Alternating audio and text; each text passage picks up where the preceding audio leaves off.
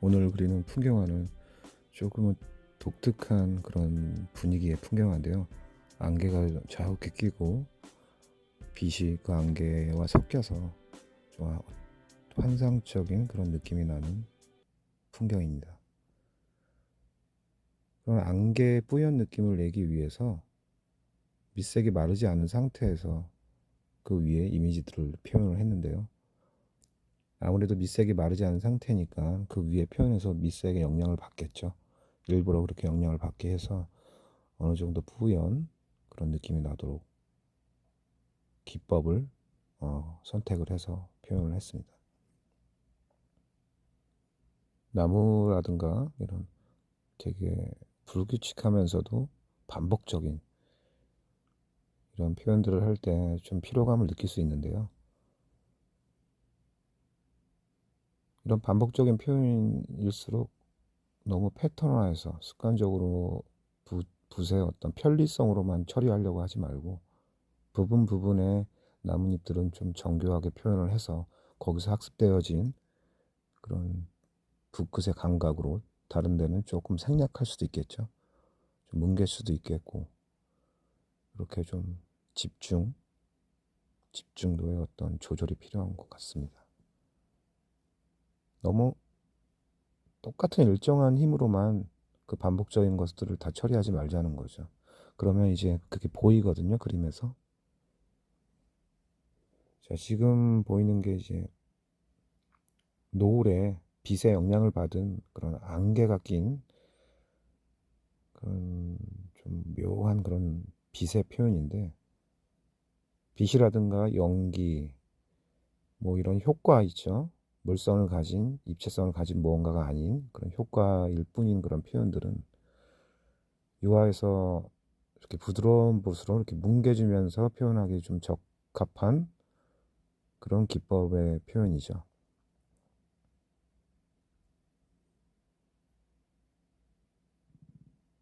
마르지 않았기 때문에 오히려 서로 잘 섞이는, 뭉개지는 그런 물감의 특성을 이용한 기법이죠.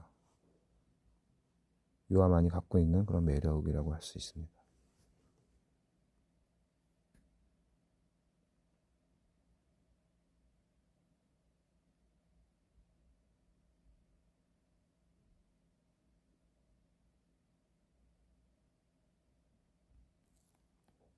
우리가 풍경화를 그릴 때 그 거리감, 먼 곳에 있는 지금 풀숲이라고 할까요? 지금 표현하는 부분은 이 그림에선 가장 먼 곳이기 때문에 너무 묘사를 많이 들어가면 안 되겠죠. 그러면 너무 가까워져 보이겠죠. 그래서 멀고 가깝고 이런 것에 대한 묘사의 양의 차이, 뭐 이게 필요한 것 같습니다. 어차피 근데 먼 곳은 또 묘사할 것들이 별로 없죠. 너무 멀기 때문에 보이는 게 별로 없기 때문에 그렇죠. 근데 가끔 풍경 사진 중에서도 사진을 어떻게 찍느냐에 따라서 먼 것도 꽤 잘 보이는, 아니면 좀 가까운 풍경의 이미지들은 너무 잘 보이기 때문에 그 먼 곳까지 다 정교하게 해버리는 경우가 있거든요. 그러면은 나중에 완성했을 때 그림은 평면이잖아요. 그래서 가깝고 먼 것에 대한 그런 느낌이 덜 하게 되는 경우들이 있죠. 그래서 의도적으로 먼 것은 조금 생략해 주거나 아니면은 좀 색을, 채도를 좀 달리해서 좀 멀게 느껴지게 하는 그런 게 필요하겠죠.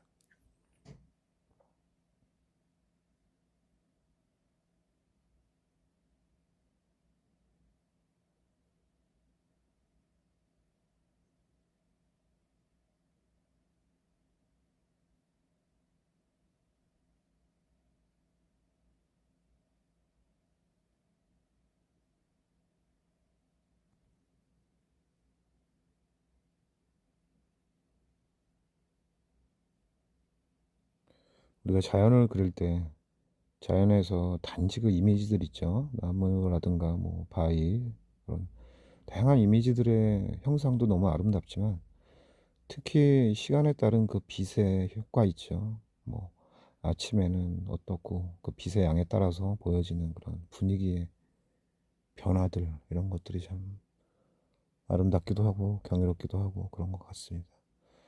그런 자연의 그런 환상적인 아름다움 이런 것들을 그릴 수 있는 그림이라는 게 참 매력이 있는 것 같습니다. 되게 이런 미의식을 이런 미적인 것들을 계속 우리가 볼 수 있는 거잖아요. 그리면서도 관찰할 수 있고 그래서 그림을 그리면은 음, 뭔가 더 풍요로워지는 것 같아요. 마음도 그렇고 눈도 그렇고요.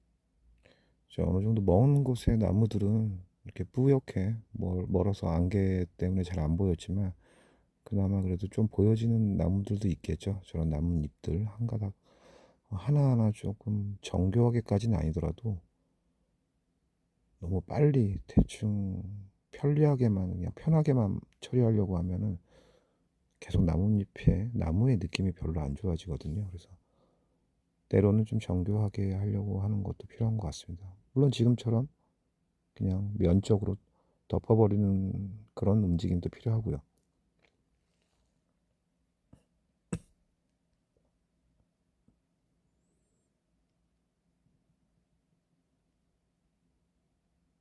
이렇게 뭉개면서 계속 안개의 뿌연 느낌을 반영하려고 하고 있습니다.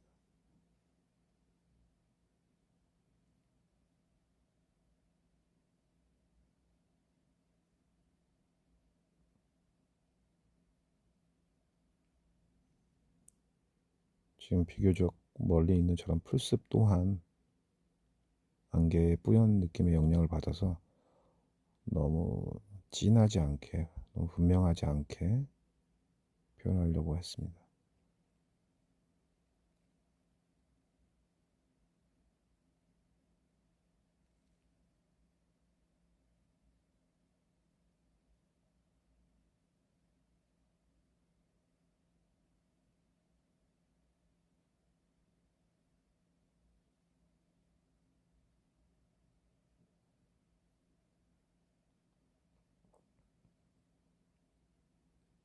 지금 이 그림에선 제일 가깝다고 할 수 있을 정도의 그런 이미지인데요.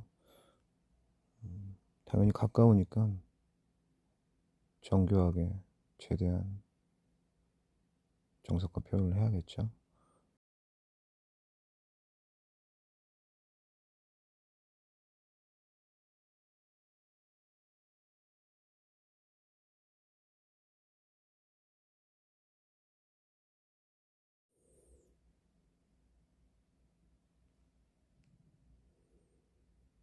지금 저렇게 화면에서 보이는 받침대 같은 거는 외국에서는 말스틱이라고 하는 건데 캔버스 작업, 그러니까 이젤에 세워놓고 캔버스 작업을 할 때 아무래도 정교한 작업을 할 때 팔을 지지해주는 그런 게 필요하잖아요. 그래서 저 스틱을 대놓고 지지하면서 그리는 거죠.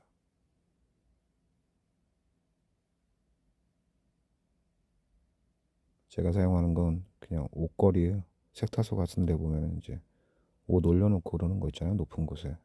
그런 스틱을 사용하고 있습니다.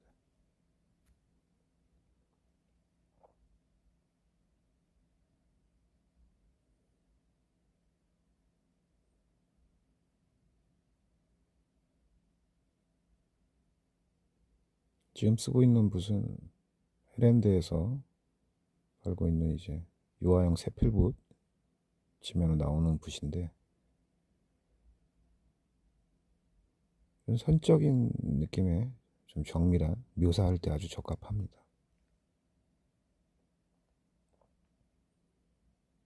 자, 어느덧 거의 후반부로 가고 있는데요. 지금 물에 비친 저 태양의 그 빛, 따뜻한 빛의 느낌, 그걸 표현하고 있죠.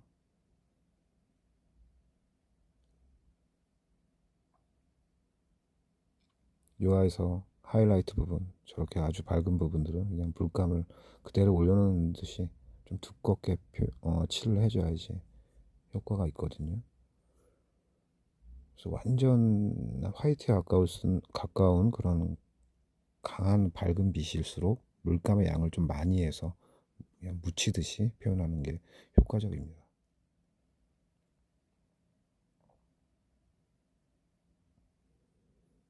가장 가까운 부분에 해당되는 저 풀스 일부러 가장 나중에 했는데요. 이제 가까운 것이기 때문에 저렇게 하나하나의 풀들이 보여지겠죠. 물론 아주 사진 이 구도 특성상 아주 가까운 것은 아니지만 그래도 이거에선 가장 정교하게 표현을 해줘야겠죠. 지금 사용하고 있는 세필붓은 이렇게 붓끝이 몇 가닥으로만 되어 있는 그런 마이크로 세필붓입니다.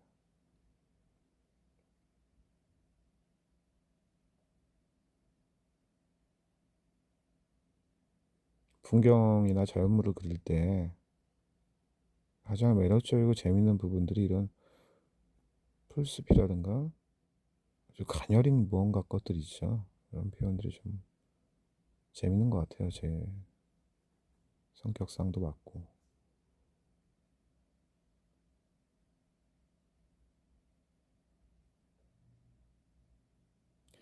자, 여러분들도 이렇게 아름다운 자연을 그리면서 눈으로나마 자연의 그런 신비로움, 아름다움을 느꼈으면 좋겠습니다.